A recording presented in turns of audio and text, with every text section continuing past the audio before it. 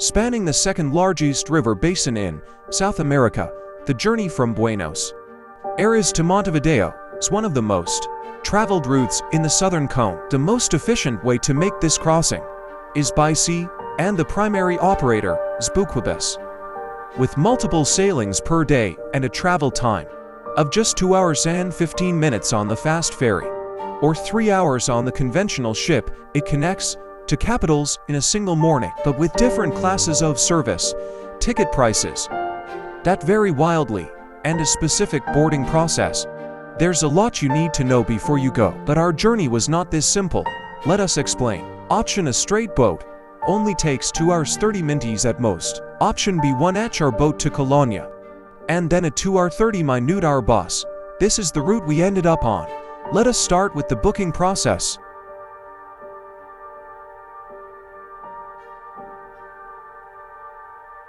Several options provided. As you can see, the non-direct route is about £57 cheaper each way, $76. Gives you different options. We went for the economic option.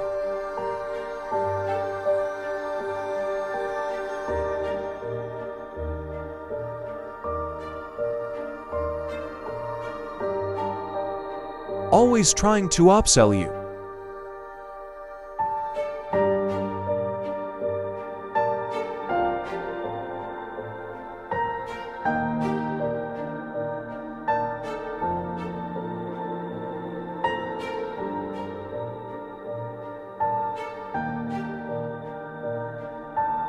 You join us at the main terminal.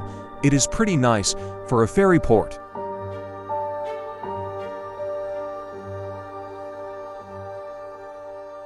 All the sailings from this port today.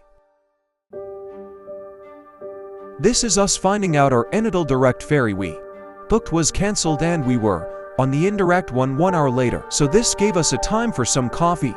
Not included, of course, had to pay for this. Immigration opens 2 hours before sailing. They recommend being at port 2 hours before, and this is what it was like. Pretty dead. We then started to board, and suddenly, everyone appeared. Not much of a process, just everyone sent down this walkway. Large amounts of seats. All seats are rows of 3. I was very surprised with this legroom.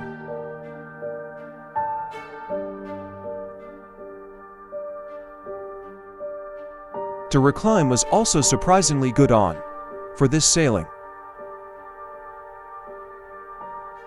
This is the lowest class you can book, and as you can see, it is busy and basic. Safety instructions given in both Spanish and English.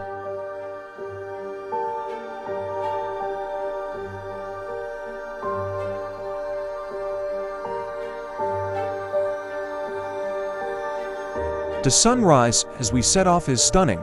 If you are on quick, you can get a window seat. There is Wi-Fi on board, but you require a code, and there is nowhere to see a code.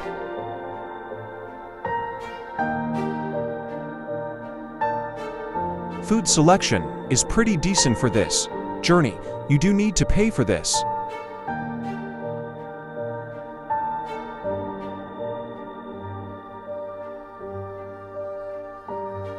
This is the main area that separates the cabin classes, and there is a duty-free here as well.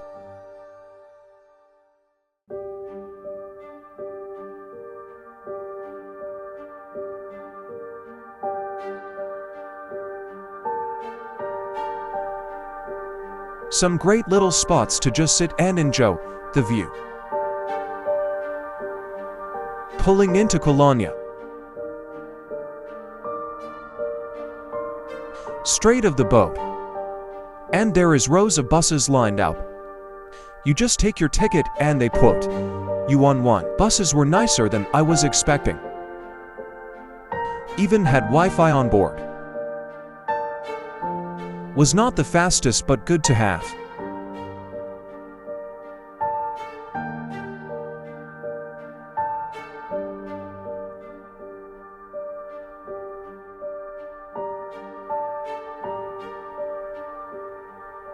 Journey took 2 hours and 30 minutes.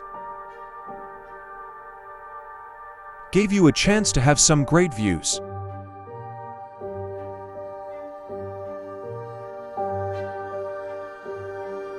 Only downside is the drop-off point was further away from the port, so long walk if you were going to that area. So, the moral of the story, or I guess, the conclusion of this whole travel saga, sometimes your direct ferry from Buenos Aires to Montevideo ends up being a ferry to Colonia, and then a bus to Montevideo. Was it the plan?